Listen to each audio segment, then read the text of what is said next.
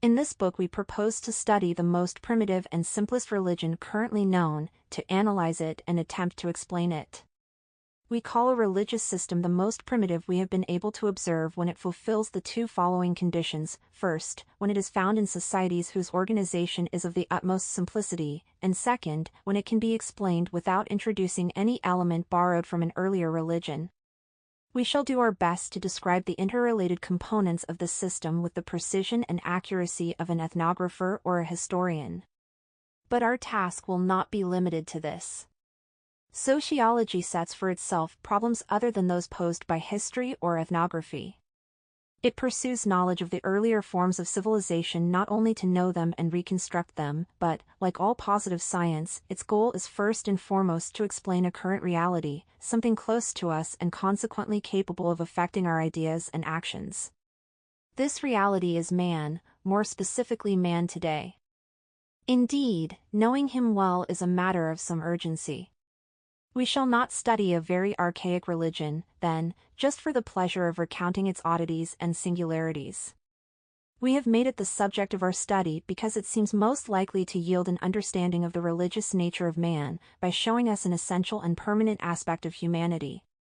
But this proposition will surely raise some strong objections. It seems strange to transport ourselves back to our historical beginnings in order to know humanity as it is today. Such a procedure seems particularly paradoxical in the present case. Religions are thought to differ in value and rank. It is generally said that some are truer than others.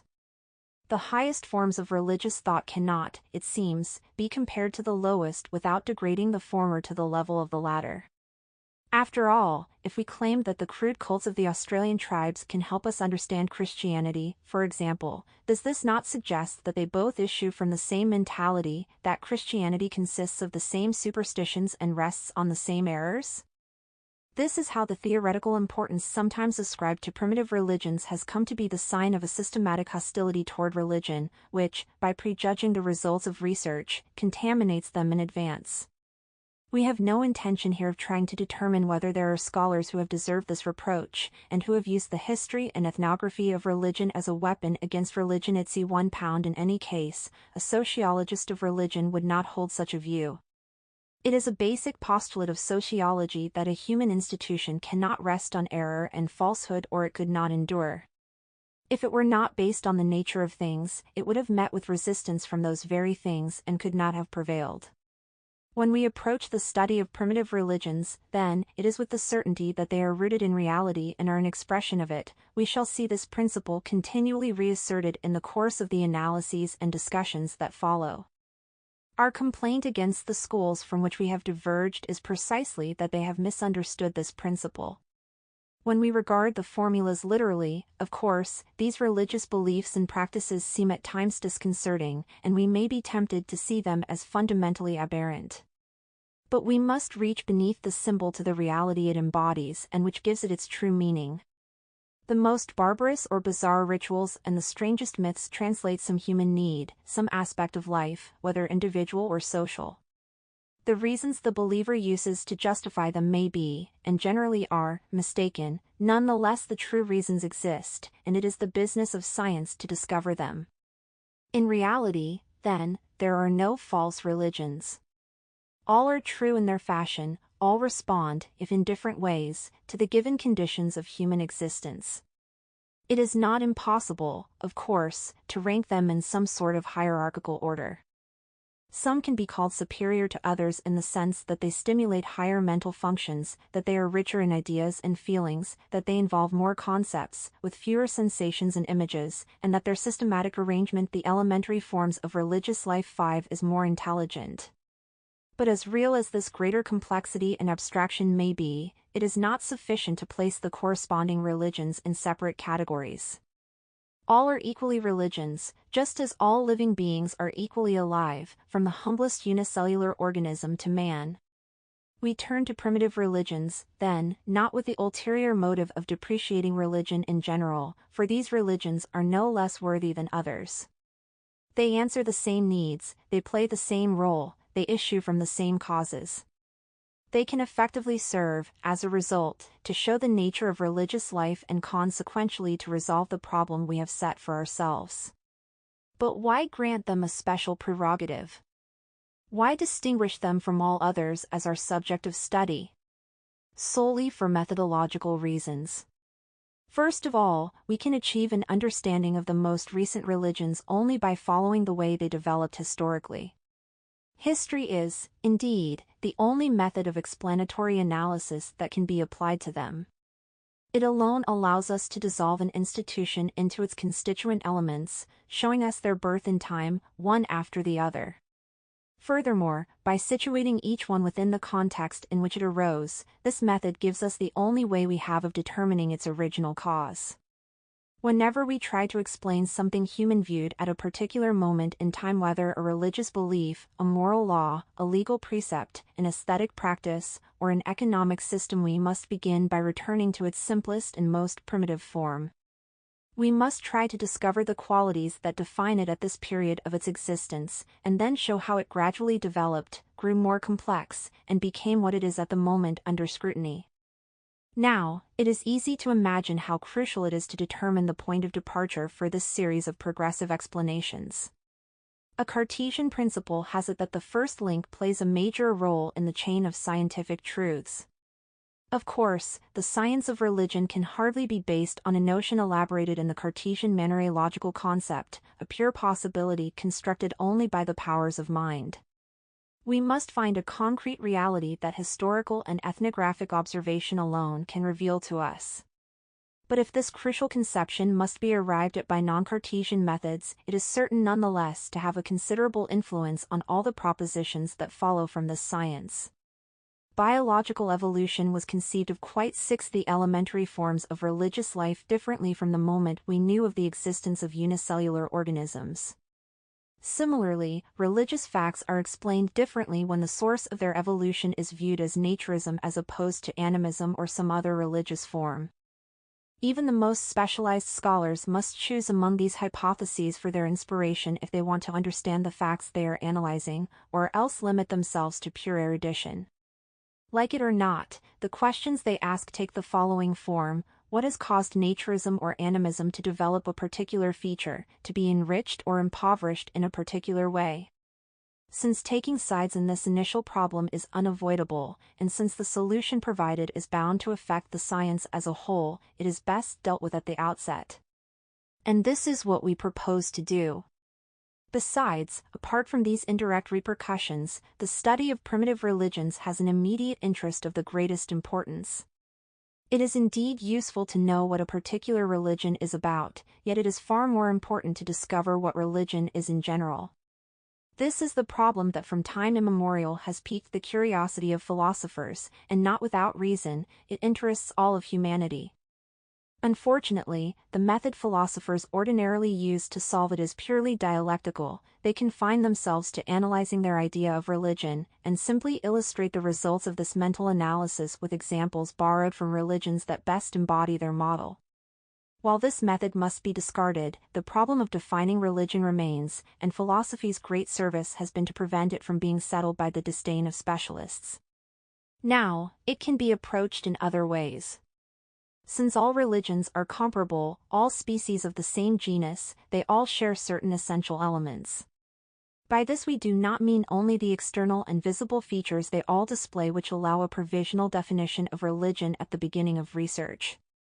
The discovery of these outward signs is relatively easy, for the observation required does not go beyond the surface of things.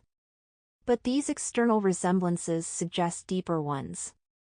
At the basis of all systems of belief and all cults there must be a certain number of fundamental representations and ritual practices that, despite the diversity of forms they assume in the various religions, have the same objective meanings and fulfill the same functions. It is these permanent elements that constitute something eternal, and the elementary forms of religious life, seven human in religion, they provide the objective content of the idea that is expressed when we speak of religion in general. How can these elements be discovered?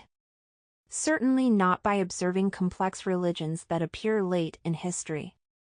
Each of these is formed from such a variety of elements that it is quite difficult to distinguish the secondary from the primary, the essential from the inessential. Just think of religions like those of Egypt, India, or classical antiquity, an impenetrable tangle of many cults that vary with localities, temples, generations, dynasties, invasions, and so on. Popular superstitions are mingled with more refined dogmas. Neither religious thought nor practice is equally shared among the mass of the faithful. Beliefs as well as rites are experienced in different ways, depending on the men, the milieu, and the circumstances. Here we find priests, their monks, elsewhere lay persons, there are mystics and rationalists, theologians and prophets, and so on. Under such conditions it is difficult to see what they all have in common. It is possible to study effectively some particular aspect that is highly developed in one of these systems, such as sacrifice or prophecy, monasticism or mysteries. But how do we discover the common basis of religious life beneath all this luxuriant vegetation? How do we recover the fundamental states characteristic of the religious mentality in general beneath the clash of theologies, the variations of ritual, the multiplicity of groupings, the diversity of individuals? The case is quite different in lower societies.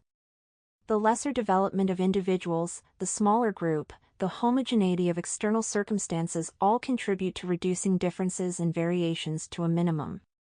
The group normally embodies an intellectual and moral uniformity found only rarely in more advanced societies.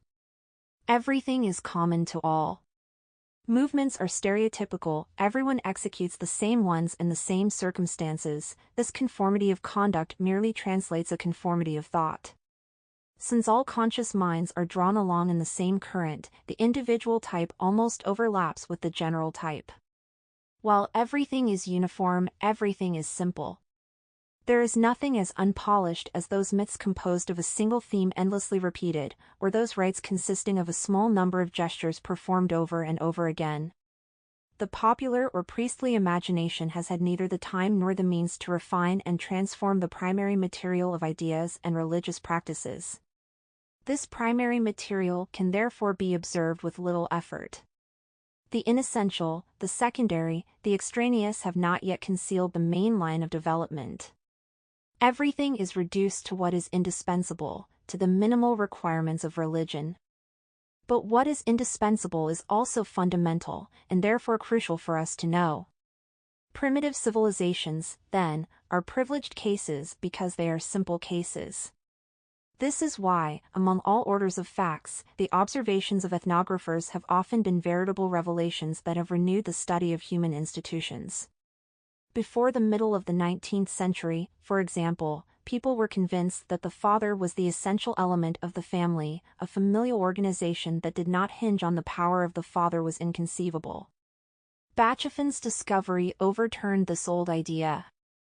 Until recently it was considered self-evident that the moral and legal relations which constitute kinship were just another aspect of physiological relations that result from shared ancestry.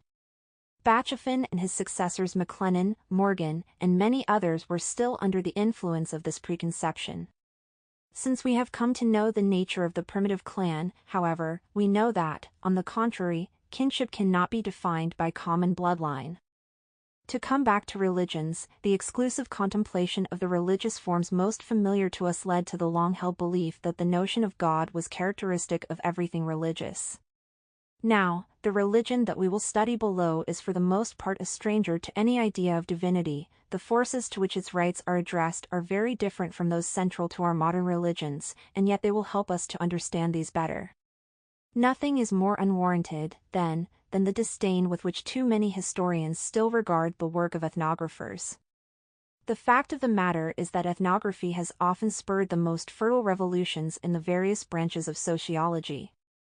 For the same reason, the discovery of unicellular organisms, which we noted earlier, transformed our current conception of life.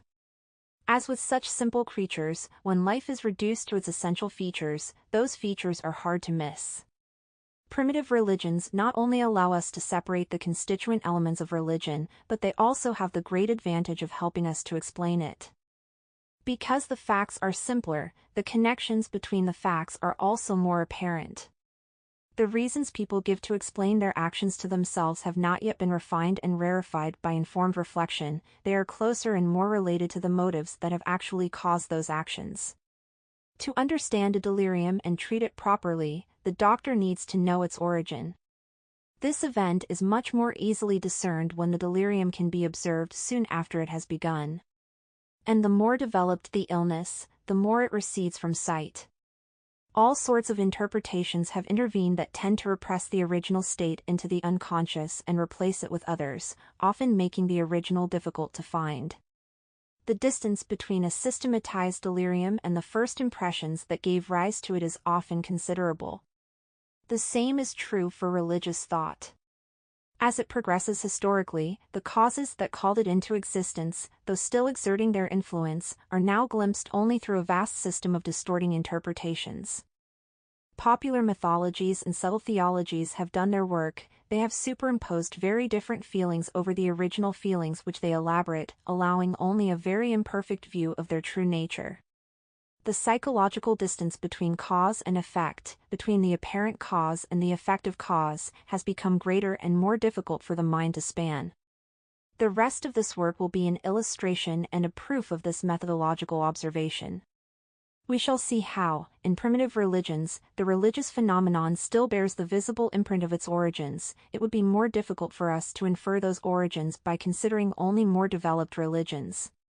Our study, then, is a way of taking up the old problem of the origin of religions under new conditions. Certainly, if what we mean by origin is an absolute first beginning, the question is not in the least scientific and must be firmly dismissed. There is no crucial moment when religion began to exist, and the point is not to find a way to transport ourselves there by thought. Like any human institution, religion begins nowhere. So all speculations of this kind are rightly discredited. They can be only subjective and arbitrary constructions of the elementary forms of religious life that cannot be tested. The problem we pose is entirely different. We would like to find a way of discovering the ever-present causes that generate the most essential forms of religious thought and practice. Now, for the reasons just mentioned, these causes are much more easily observable when the societies in which they are observed are less complex. This is why we are interested in getting closer to origins. It is not that we endow lower religions with special virtues. Quite the contrary, they are rudimentary and crude. There can be no question of holding them up as models for later religions to emulate. But their very crudeness makes them instructive. They are made up of useful experiments in which the facts and their interrelations are easier to perceive. To discover the laws of phenomena he studies, the physicist seeks to simplify them, to strip them of their secondary characteristics. When it comes to institutions, nature spontaneously makes simplifications of the same kind at the beginning of history. We only want to profit by them. Of course, we shall be able to glean only very elementary facts by this method. When we have accounted for these to the greatest possible extent, the novelties of all sorts produced in the course of evolution will still be unexplained. Though we have no wish to deny the importance of the problems posed by such novelties, we think they benefit from being treated at the appropriate time and broached only after those we are about to study. Our study is of interest not only to scholars of religion. Every religion has an aspect that goes beyond the confines of religious ideas proper, and here the study of religious phenomena provides a means of reviewing problems that until now have been debated only among philosophers. We have known for a long time that the first systems of representation which man made of the world and of himself were religious in origin. There is no religion that is not a cosmology as well as a speculation on the divine. If philosophy and the sciences arose from religion, it is because religion itself began by playing the role of science and philosophy. But it has been less frequently noted that religion has not merely enriched a preformed human mind with a certain number of ideas, it has helped to form that mind. Men owe to religion not only a good part of their knowledge but also the form in which this knowledge is elaborated. At the source of our judgments are a certain number of essential notions that dominate our entire intellectual life. These are what philosophers since Aristotle have called the categories of understanding, notions of time, space, genus, number, cause, substance, personality, and so on. They correspond to the most universal properties of things. They are the solid frames that enclose all thought. Thought does not seem able to break out of them without destroying itself, since we seem unable to think of objects that are not in time or space, that are not countable, and so on. Other notions are contingent and shifting. We can imagine a person, a society, or an era that can do without them, but the primary categories seem inseparable from the normal functioning of the mind. They are, so to speak, the armature of intelligence. Now, when primitive religious beliefs are systematically analyzed, these basic categories are encountered in the process. They are born in religion and of religion, they are a product of religious thought. This is a point we shall have occasion to make repeatedly in the course of this work. This point is of some interest in itself, but here is what gives it its full range of implication. The general conclusion of the book you are about to read is that religion is something eminently social.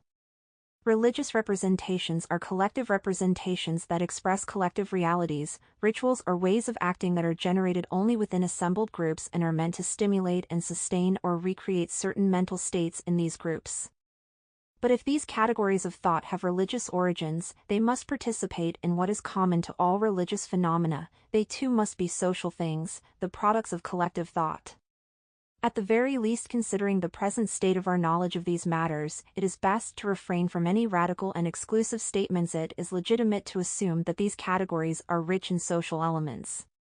Even now this social dimension can be glimpsed in some of them. Try, for example, to imagine the notion of time without the procedures by which we divide, measure, and express it by means of objective signs, a time that is not a succession of years, months, weeks, days, and hours. It is almost unthinkable. We can conceive of time only by differentiating between discrete moments. Now, what is the source of this differentiation? Of course, states of consciousness that we have already experienced can be reproduced in the same order in which they originally occurred, and so parts of our past become present to us once again, even as they are spontaneously distinguished from the present. But as important as this distinction may be for our private experience, it is hardly sufficient to constitute the notion or category of time. For time is not merely a partial or total commemoration of our past life, it is an abstract and impersonal framework that encompasses not only our individual existence but that of humanity. It is like a continuous canvas on which all duration is spread out in the mind's eye, and on which all possible events can be located in relation to fixed and determined reference points. It is not my time that is organized this way, but time as it is objectively conceived by everyone in the same civilization. This alone suggests that such an organization must be collective. And indeed observation confirms that these indispensable reference points, in relation to which all things are located temporally, are borrowed from social life. The divisions into days, weeks, months, years, and so on correspond to the recurring cycle of rituals, holidays, and public ceremonies. A calendar expresses the rhythm of collective activity while ensuring its regularity. The same is true of space. As Hamelin has shown, space is not the vague and indeterminate medium Kant imagined. If it were purely and absolutely homogeneous, it would serve no purpose and would offer no foothold for thought. Spatial representation basically consists of a primary coordination of the data of sensory experience. But this coordination would be impossible if the parts of space were qualitatively equivalent, if they were really interchangeable. In order to arrange things spatially, we must be able to situate them differently, putting some on the right, others on the left, some above, others below, north or south, east or west, and so on. Just as to arrange states of consciousness temporally, it must be possible to situate them at definite dates. In other words, space would not be what it is if it were not, like time, divided and differentiated. But where do these basic divisions come from? Inherently, there is no right or left, above or below, north or south, and so on. All these distinctions evidently come from the different effective values attributed to these regions.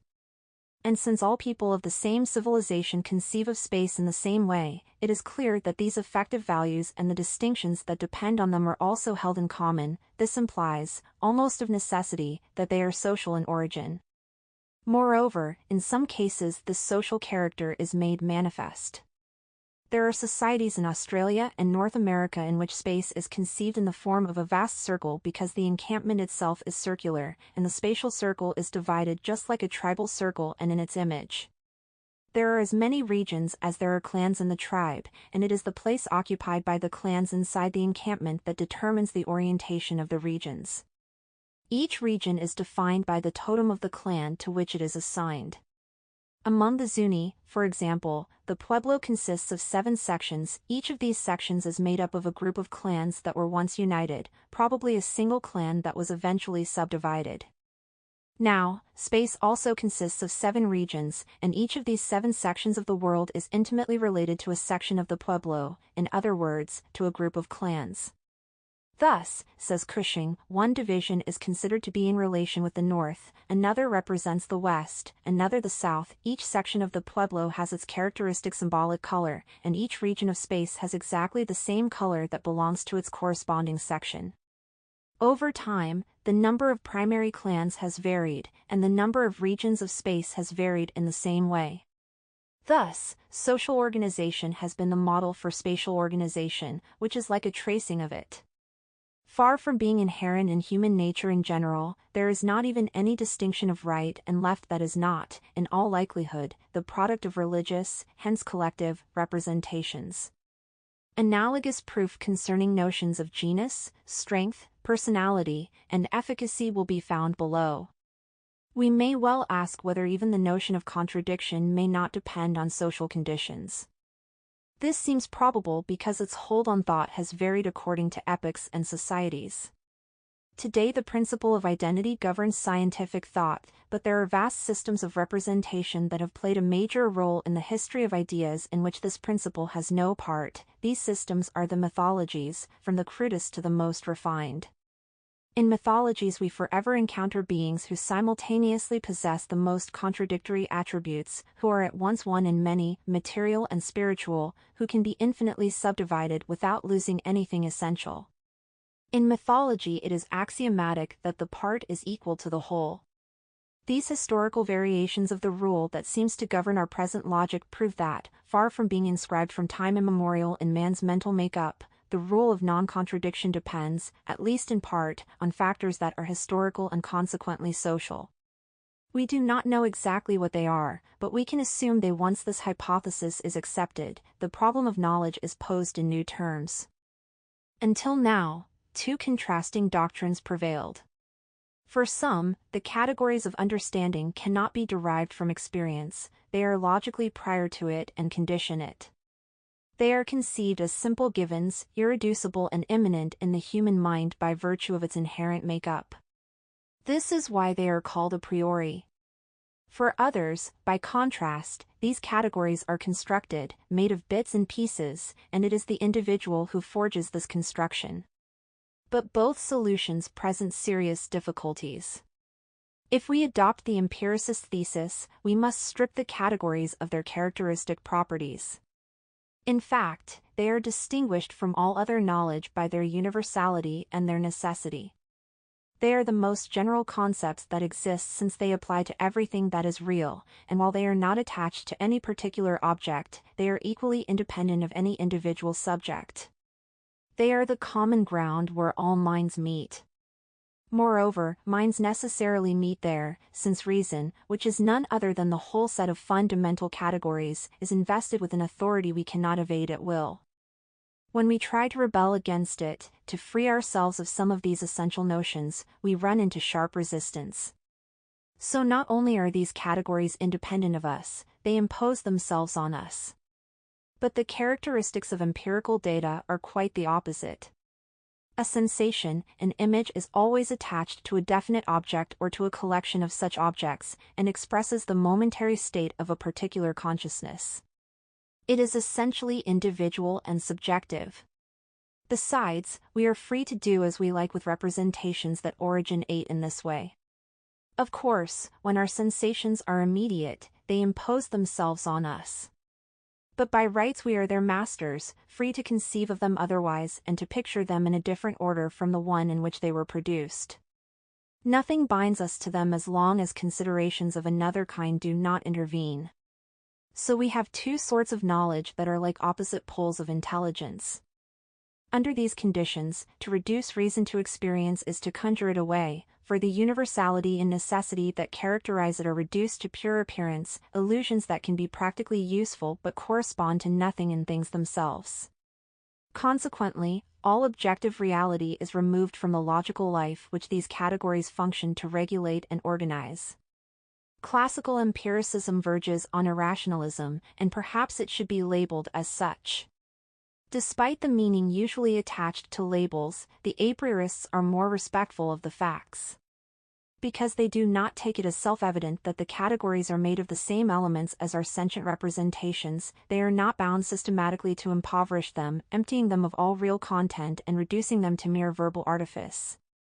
On the contrary, they leave them with all their defining characteristics. The a priorists are rationalists. They believe the world has a logical aspect that reason eminently expresses. To do this, however, they must attribute to the mind a certain power of transcending experience and adding to what is immediately given, but they neither explain nor justify this singular power. Merely to say that it is inherent in the nature of human intelligence is not an explanation. They would have to suggest where this surprising prerogative comes from and how we can see relations in things that are not revealed by observation. To say that experience itself is possible only on this condition is to shift the problem, perhaps, but not to resolve it. The point is to know why experience is not enough but presupposes conditions that are external and prior to it, and how it is that these conditions emerge in the appropriate time and manner. To answer these questions, people have sometimes imagined, beyond the reason of individuals, a superior and perfect reason from which individual reason would emanate and, through a sort of mystic participation, derive its marvelous faculty. This is what we call divine reason. This hypothesis, however, has the serious drawback of being inaccessible to experimental control, so it does not meet the requirements of a scientific hypothesis. Moreover, the categories of human thought are never fixed in a definite form. They are made, unmade, and remade incessantly. They vary according to time and place. By contrast, divine reason is immutable. How could that immutability account for such incessant variation? These are the two conceptions that have collided for centuries, and if the debate drags on, it is because, quite honestly, the arguments on both sides are more or less equivalent. If reason is only a form of individual experience, there is no more reason. On the other hand, if its self-proclaimed powers are acknowledged but unaccounted for, then it seems to lie beyond the boundaries of nature and science. Faced with these contradictory objections, the mind hesitates. But if we accept the social origin of categories, a new perspective becomes possible that should help us avoid these contrary difficulties. The basic thesis of a priorism is that knowledge is formed from two kinds of elements that are not interchangeable, two distinct and superimposed strata, as it were. Our hypothesis endorses this principle. The kinds of knowledge called empirical, the only kind that theorists of empiricism have ever used to construct reason, are those which the direct action of objects initiates in our minds. These are individual states, then, that are entirely explained by the psychic nature of the individual. But if the categories of thought are essentially collective, as we believe, they translate in the first instance states of the collectivity.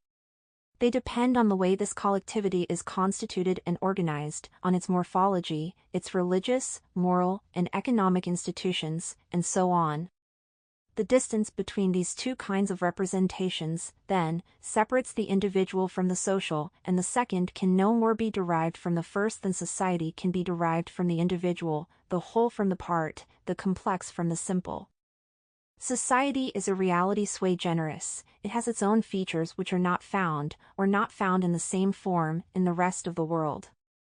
The representations that express it are therefore something entirely different from purely individual representations, and we can be certain in advance that the first adds something to the second. The very way these two kinds of representations are formed is the basis of their differentiation. Collective representations are the product of a vast cooperative effort that extends not only through space but over time. Their creation has involved a multitude of different minds associating, mingling, combining their ideas and feelings, the accumulation of generations of experience and knowledge. A very special intellectuality, infinitely richer and more complex than that of the individual, is concentrated in them. We can understand, then, how reason has the power to go beyond the range of empirical knowledge. It owes this power not to some mysterious virtue but simply to the fact that, as a well-known formula has it, man is twofold. Within him are two beings, an individual being that originates in the organism and whose sphere of action is strictly limited by this fact, and a social being that represents within us the higher reality of the intellectual and moral order that we know through observation, by which I mean society. In the realm of practice, this duality of our nature makes it impossible to reduce a moral ideal to a utilitarian motive, and in the realm of thought, this duality makes it impossible to reduce reason to individual experience. Because he participates in society, the individual naturally transcends himself when he thinks and when he acts. This same social character allows us to understand why categories are necessary. We say that an idea is necessary when, because of some internal quality, it imposes itself on the mind without any additional proof. There is something in it, then, that compels the intellect, that encourages acceptance without previous examination. A priorism postulates this unusual capacity but does not explain it.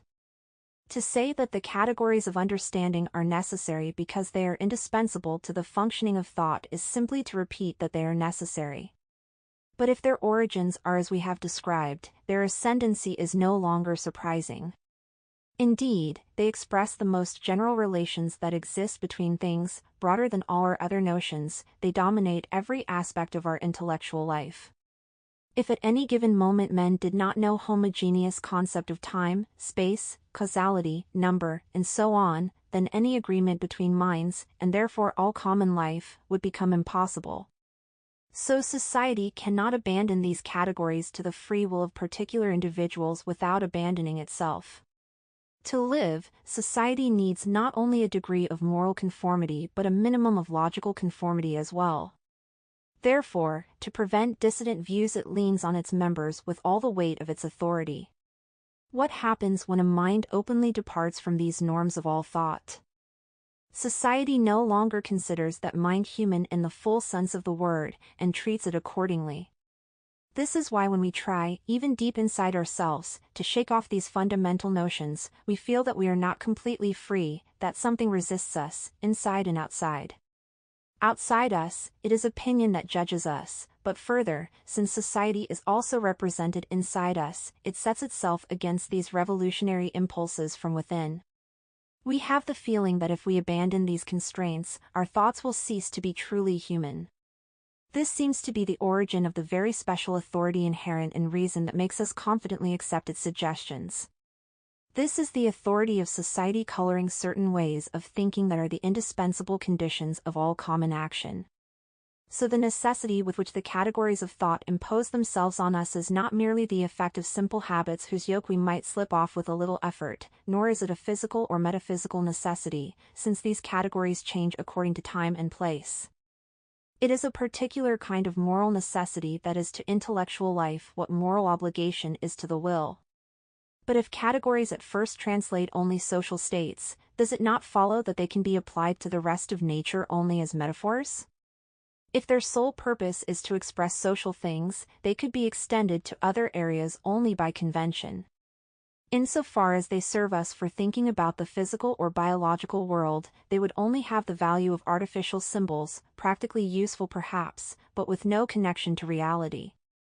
Thus we would return to nominalism and empiricism by another route. But to interpret a sociological theory of knowledge in this way is to forget that if society is a specific reality, still it is not an empire within an empire, it is part of nature, indeed its highest embodiment. The social realm is a natural realm that differs from others only in its greater complexity. Now, it is impossible that nature at its most basic should be radically different in other areas. The fundamental relations that exist between things which these categories are designed to express should be essentially similar in different realms. If they appear more obvious in the social world for reasons we shall investigate, they must certainly be found elsewhere, if in more veiled forms. Society makes them more obvious but has no exclusive rights to them. That is why notions that have been elaborated on the model of social things can help us think about other sorts of things. In any case, if these notions are deflected from their first meaning in play, in a sense, the role of symbols, they are well-grounded symbols. If these concepts involve artifice simply because they are constructed, it is an artifice that ever more closely approximates just because ideas of time, space, genus, cause, and personality are constructed from social elements, we must not, therefore, conclude that they have no objective value. On the contrary, their social origin suggests rather that they have some basis in the nature of things. 3. Newly formulated, the theory of knowledge seems to unite the opposite advantages of the two rival theories without any of their drawbacks. It preserves all the essential principles of a priorism but is inspired by that spirit of positivism which empiricism tried to satisfy. It grants reason its special power but accounts for it without leaving the observable world. It affirms as real the duality of our intellectual life but explains it by natural causes. Categories are no longer considered primary facts inaccessible to analysis, and yet they remain sufficiently complex that analyses as simplistic as the empiricist variety could not possibly be right. They no longer seem to be simple notions anyone can spin out of his personal observations, unfortunately complicated by the popular imagination, but on the contrary, artful instruments of thought that human groups have labored to forge over the centuries, and in which they have invested their best intellectual capital. They embody a large part of human history. This means that to succeed in understanding and judging these categories we must have recourse to new procedures. To know what those conceptions are made of that have not made ourselves, it is not enough simply to consult our own consciousness, we must look outside ourselves, we must observe history, we must establish a whole science, and a complex one, which can advance only slowly, by collective effort. The present work is an attempt to make some fragmentary contributions to that science. Without making these matters the direct subject of our study, we shall take advantage of every possible opportunity to capture the